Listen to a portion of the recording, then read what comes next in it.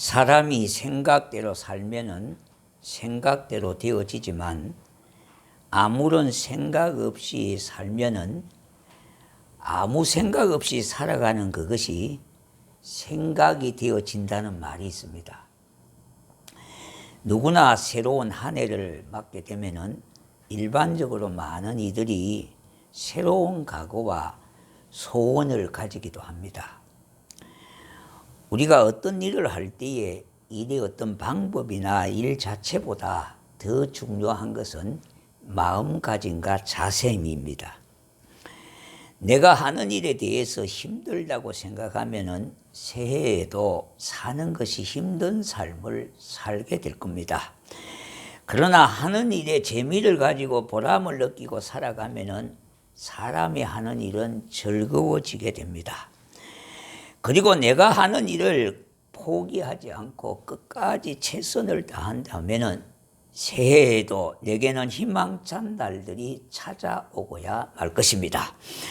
이스라엘 백성들이 바벨론 포로에서 돌아와서 노예에서 해방의 기쁨과 이스라엘 나라의 회복을 이루었습니다. 헤어진 가족과도 상봉도 하고요. 그들과 행복에 젖어 있을 때에 이스라엘은 이 기쁨과 행복을 자기에게 다시 찾게 해준 하나님 은혜를 잊어버리게 됐다 이 말입니다. 그래서 하나님 앞에 제사하기를 잊어버렸고요. 선지자들 통한 하나님 말씀 듣기를 거부했으며 기도하는 것도 잊게 됐습니다. 여러분, 제사가 신약에서 예배 아닙니까? 이 예배가 살아야 나의 신앙이 살게 되어집니다. 여러분, 신앙의 타락의 첫 번째 징조가 예배가 자꾸 둔해져요. 주의를 자꾸 빼먹게 되죠. 그리고 두 번째는 물질에 대해서 자꾸 시험이 들게 돼요. 이러면 이 신앙 타락의 두 가지 전제 조건이에요. 그렇기 때문에 여러분 잘 좀 생각해 보셔야 돼요. 어떤 일이 있더라도 예배만큼은 양보하면 안 돼요. 예. 왜? 이거는 신앙의 생명이 여기 달려 있어요. 그러므로 성도들에게는 예배가 있고 난 다음에 나의 삶이 있어야 하는 겁니다.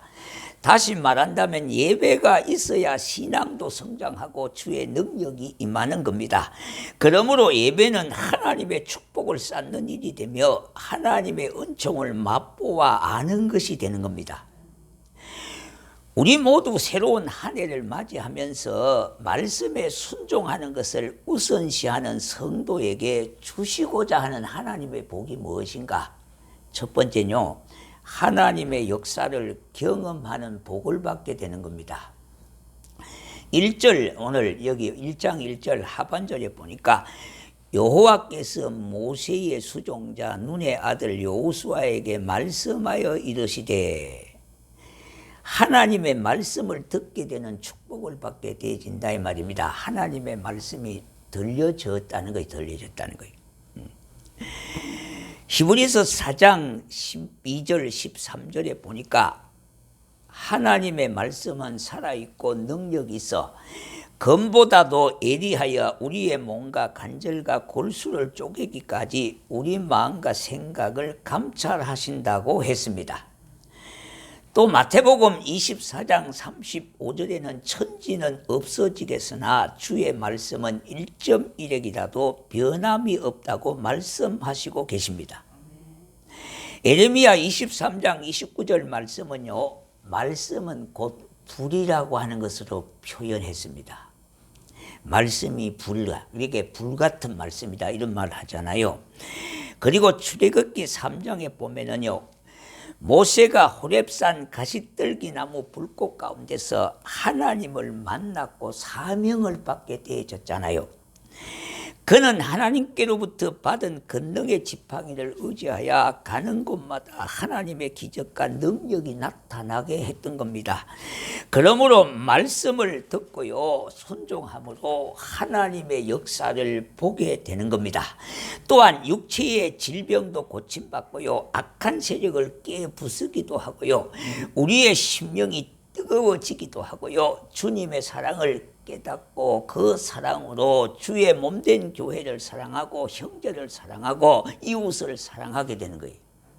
사랑의 마음이 불과 같이 일어난다는 거예요. 왜?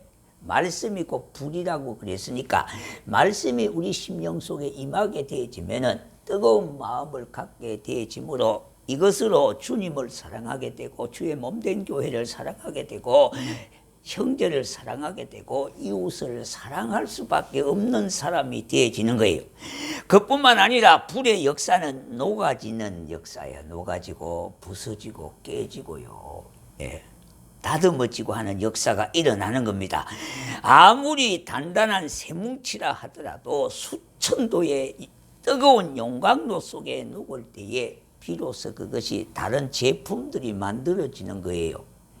이런 것들도 다 그렇게 해서 만들어지잖아요. 마이크 이것도 마찬가지고 이 스탠드도 마찬가지고 이렇게 해서 만들 수가 있는 겁니다. 녹아져야.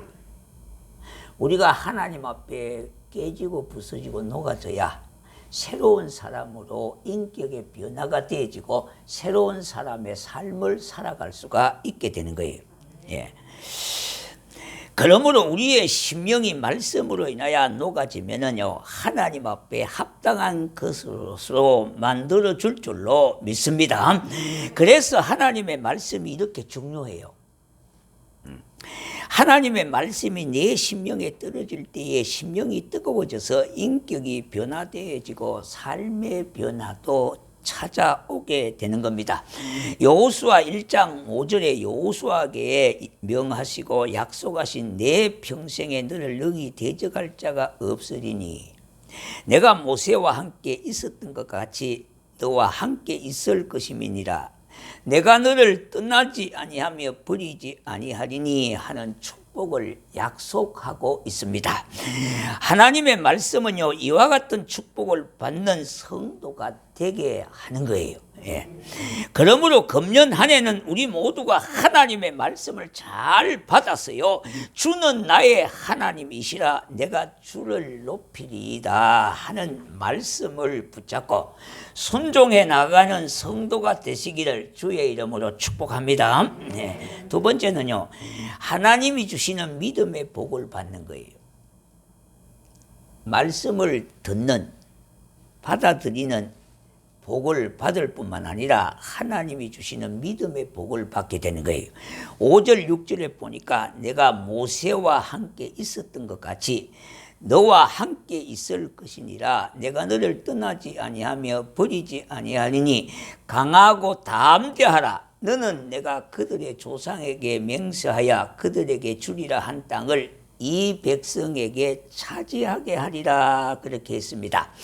여호수아는 이 말씀을 믿는 믿음을 가지게 됐어요. 성경과 교회사의 많은 신앙의 조상들과 영적 거인들은요, 완벽하고 안전하고 흠이 없는 사람들이 아니었어요. 그들에게도 많은 실수가 있었고요, 허물도 많았습니다. 그들도 우리처럼 연약하고 부족한 사람들로 성정을 갖고 있는 사람들이었어요. 그러나 그들에게 한 가지 공통점이 발견되어지는데요. 그것이 뭐냐 하니까 하나님의 말씀에 순종하는 데는 모험을 두려워하지 않았다는 거예요. 창세기 14장 9절과 24절에 있는 내용을 좀 요약해서 이야기를 하면은요, 아브라함은 조카 롯이 재산을 다 빼앗기고 어려움을 당할 때에 집에서 길리고 훈련된 318명을 데리고 막강한 연합군과 상대해서 싸움을 합니다. 그러니까 연합군의 군사들만큼은 군사적으로는 비교가 안 돼요. 예. 그는 자신의 힘보다 하나님의 뜻이라고 믿고 두려움이 없어졌던 겁니다. 그는 싸웠고 그야말로 결과는 대승리를 거두었습니다. 이와 같은 믿음의 역사가 나타난 겁니다. 그러므로 믿음은 곧 모험이다. 참된 신앙은 어떤 불이익이나 위험이나 손해가 와도 하나님의 뜻을 이루고자 하는 이것이 믿음인 거예요. 세상의 기준으로 보면은 이처럼 무모하고 어리석은 일이 없을 겁니다. 그러나 때로는 참된 신앙은요, 이처럼 미련하게 보이고 우둔하게 보이는 겁니다. 그러나 하나님의 뜻이 분명하다면 거기에 모든 것을 걸고 어떤 대가를 지불한다고 하더라도 순종하는 것이 참된 믿음이라는 거예요. 지금 우리에게 하나님께서 요구하시는 헌신과 희생은 어떤 것인가 하면은, 내가 서 있는 자리에서 감당해야 할 신앙의 모험은 무엇인가, 새해를 시작하는 즈음에 한번 생각해 보셔야 되겠습니다. 1월달은 출발의 달이거든요. 근데 출발을 제대로 못하면은 가는 길이 그렇게 제대로 가지 못할 것 아닙니까? 그러니까 출발의 달에 한번 생각을 해 보셔야 되겠다 이 말입니다. 그런데 신앙은 일종의 모험이기 때문에 두려워하지 말아야 되는 겁니다. 예, 우리가 가는 길은 넓은 아스팔트 길이 아니라 좁은 길 아닙니까? 험난한 길이거든요. 십자가의 길이거든요. 거기는 뭡니까? 많은 사람이 잘 안 가려고 하는 길이잖아요. 그러니까 그 길 자체가 험난해요. 그러니까 가는 길이 십자가의 길이다 이 말입니다. 십자가는 고난을 상징하고 있지 않습니까? 그러나 우리는 두려워하지 말아야 하겠다는 거예요. 우리 모두는 아브라함이 가진 믿음 나도 가지기를 원합니다. 또한 아브라함의 아들 이삭이 받은 믿음의 복을 나도 받아야겠습니다. 이와 같이 여호수아와 같이 자신의 나약함을 보지 않고 하나님의 말씀을 믿는 이 믿음을 가질 때에 강하고 담대할 수가 있었던 겁니다. 그러므로 아브라함이 이삭과 여호수아가 가졌던 믿음의 축복을 오늘 내게도 주옵소서, 이런 좀 소원의 마음을 우리가 금년에 좀 가지고 출발하신다면은 그래도 12월 달까지 어느 정도 유지가 될 것 아닙니까? 처음부터 내리맹맹하게 출발해보면요, 중간에 가면 다 바닥이 나버리잖아요. 그죠? 예. 세 번째는요, 하나님이 주시는 형통의 복을 받는 겁니다. 7절에 보니까 율법을 지켜 행하여 좌로나 우로나 치우치지 말라, 그리하면 어디로 가든지 형통하리리, 그렇게 했습니다. 사람은 누구를 막론하고 이 땅에서 잘되는 형통의 삶을 원하고 있지 않겠습니까? 그죠? 여호수아는 모세로부터 율법을 받은 인물이었습니다. 7절에 보니까 모세가 여호수아에게 명령한 율법을 다 지켜 행하고 좌로나 우로나 치우치지 말라, 그리하면 어디로 가든지 형통하리니, 그렇게 했습니다. 여호수아는 하나님의 말씀을 받았을 뿐만 아니라 그 말씀을 준행했던 사람이에요. 여호수아는 하나님의 말씀을 절대 순종한 모세처럼 여호수아도 그대로 지켜나가면서 형통의 복을 받았다는 거예요. 자, 여러분, 우리가 여러분의 세대, 우리 세대 다음이 다음 세대잖아요. 그죠?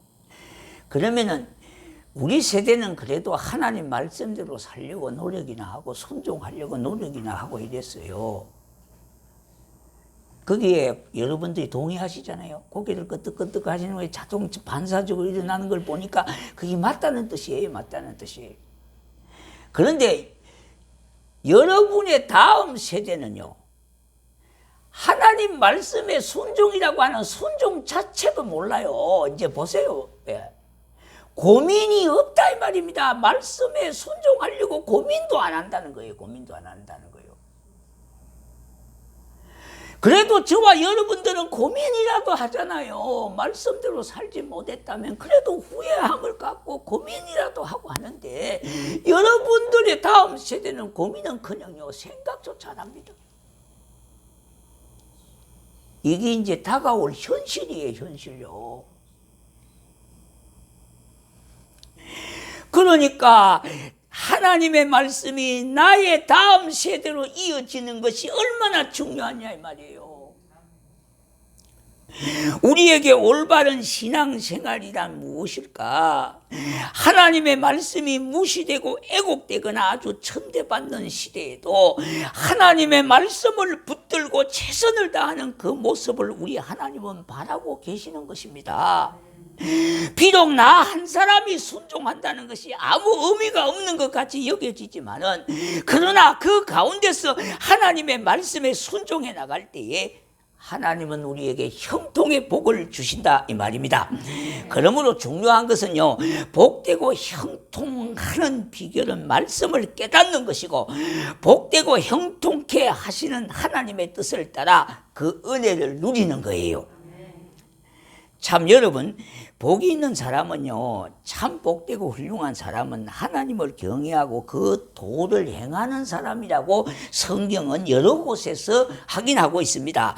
시편 16편 5절, 여호와는 나의 산업과 나의 자녀의 소득이니 나의 분깃을 지키나이다, 그렇게 했으며 시편 119편 57절에는 여호와는 나의 분깃이시니 나는 주의 말씀을 지키리이다, 그런 말씀을 하셨어요. 다윗은 하나님을 부업으로 믿었던 것이 아니에요. 아르바이트 하시고 그렇게 믿었던 게 아니란 말이에요. 본업으로 믿었다는 거예요. 아무리 천지가 변하고 바뀌어진다 하더라도 하나님의 말씀은 바뀌어지는 것 법이 없다는 말입니다. 그것은 하나님 안에서 모든 좋은 것이 다 있음을 믿는 그런 신앙이었다는 거예요. 그래서 그렇게 고백하지 않습니까? 여호와는 나의 산업과 나의 자녀의 소득이시니 나의 분깃을 지키나이다, 그렇게 말씀하고 있지 않습니까?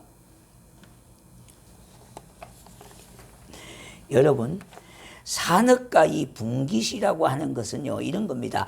예수 안에 구원이 있고요, 건강이 있고 지식이 있고 재능이 있고 물질이 있고 부와 명예도 예수 안에 있음을 믿었다는 거예요. 골로새서 2장 2절 3절요, 이는 그들로 마음의 이안을 받고 사랑 안에서 연합하여 확실한 이해의 모든 풍성함과 하나님의 비밀인 그리스도를 깨닫게 하려 하매니 그 안에는 지혜와 지식의 모든 보화가 감추어 있느니라, 그렇게 말씀하고 있어요. 물론 기독교가 이것만이 전부는 아니에요.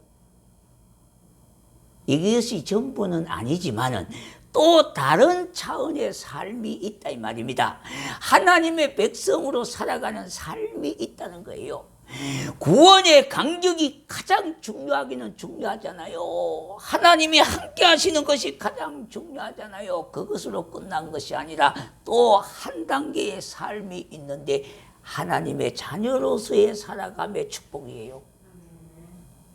이것까지 되져야 돼요. 이것까지 되져야 돼요. 우리 하나님을 전심으로 믿고 사는 자에게 형통의 복을 주신다고 했습니다. 그런데 우리가 먼저요, 이 형통이라고 하는 말을 잘 이해해야 합니다.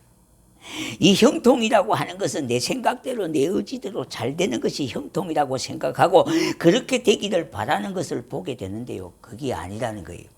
한 가지 예를 들어서 설명해 볼게요. 지금은 시골이 어떤지 모르지만 예전에는 보면은 시골이 농한기에 땐 일이 큰 일이 없잖아요. 그러다 보니까 열심히 추수해 놓고요, 농한기 때는 사랑방에 모여서 그림놀이를 많이 했어요. 예. 다시 말씀드린다면은 우산 쓴 남자 이 그림놀이를 많이 했단 말이에요. 그래가지고 이제 고스톱을 친다 이 말이에요. 그런데 거기다 보니까 그 집사님이 거기에 껴서 같이 고스톱을 치는 거예요. 그런데 그날따라 어쩌면 짝짝 잘 글바지 잘 올라와가지고 돈을 계속 따는 거예요. 그런데 그게 정상이냐 비정상이냐 이 말이에요. 그럴 때 이 집사님이 속으로 기도를 이래 하는, 하나님 아버지 이대로가 좋사오니 방해나 놓지 마십시오. 도와주지는 못할 망정 방해는 놓지 마십시오. 이렇게 기도하면서 짝짝짝 맞아서 돈을 많이 땄어요. 그게 기도가 아닙니다. 하나님이 사랑하는 자녀라면은 폭삭 잃어버려야 돼요. 폭삭 잃어버려야 돼요.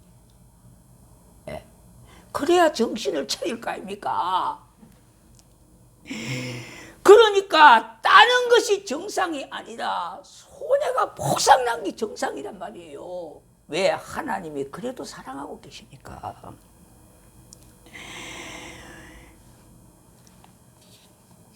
우리는 이것을 형통이라고 말하지 않습니다. 하나님 안에서 형통은요, 바로 하나님을 경외하는 그 말씀에 순종하는 것으로 자기를 부정하고 겸손한 태도를 드러내는 것이 형통이에요. 비록 가는 것이 때로는 손해가 있고 힘들고 부담되고 하지만은 우리가 하나님을 경외하고 그 말씀을 순종하는 일에 전심을 다할 때에 그것이 우리의 인생의 복이 되고 형통하게 사는 겁니다. 그래서 하나님 안에 형통의 복을 누리고 사는 거예요. 잠언서 22장 4절에 겸손과 여호와를 경외함으로 보상은 재물과 영광과 생명이니라 그렇게 말씀했어요. 출애굽기 1장 15절 이하에 보면은요, 히브리 산파가 애굽 왕의 명령보다 하나님의 말씀을 더 두려워함으로 놀라운 복을 받았습니다. 출애굽기 1장 21절에 보니까 히브리 산파가 하나님을 경외함으로 하나님이 그들의 집을 왕성케 하셨다 그랬어요.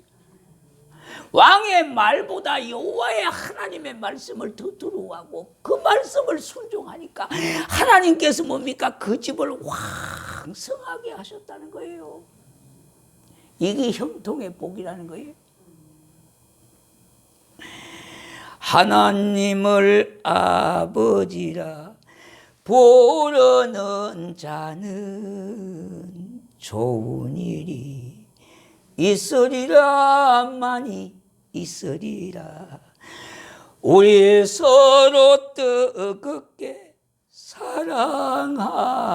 사랑하면은 좋은 일이 있으리라. 크게 있으리라.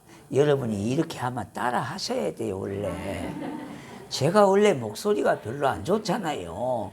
그러면 여러분이 받쳐줘야 되지. 그게 짝이 딱딱딱 맞는 거죠. 예. 우리 교인들은 참 순진해서 좋아해요. 순수해서. 조금 튄 사람들은 짝 다 따라 부른다고요.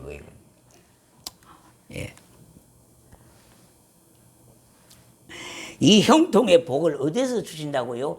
성경에 보니까 시온에서 주신다고 그랬어요. 시온은 오늘날 말하면 말씀이기도 하지만 교회. 예.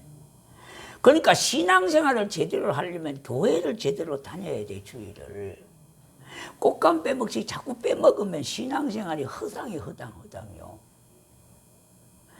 우리가 이 코로나19로 인하여 2년 동안 참 손해가 난 게 뭡니까? 예배가 너무너무나 둔하게 졌어요. 예. 그래서 우리가 다음 주부터는 이 설교 후에 찬양을 하려고 그래요. 예. 마스크 쓰고 하시는 거니까. 예.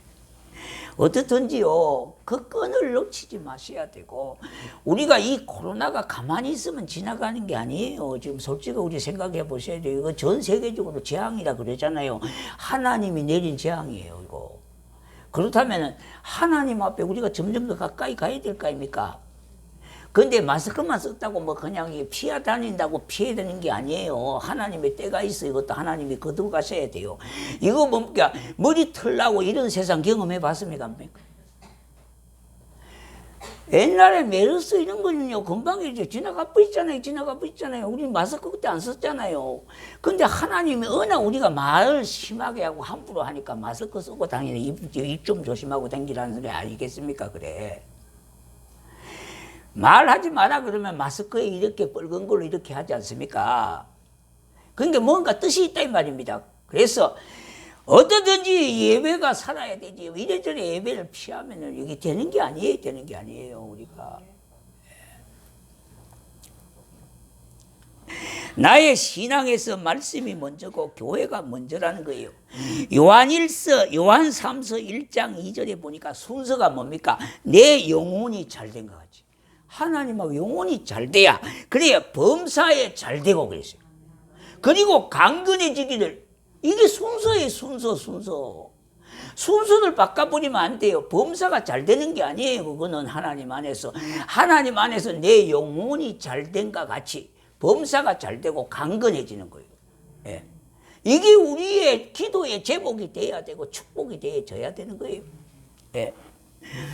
개인과 가정이 복되고 형통해야 교회도 나라도 유익이 되고 평안하고 개인의 가정이 복을 누리게 되는 거예요.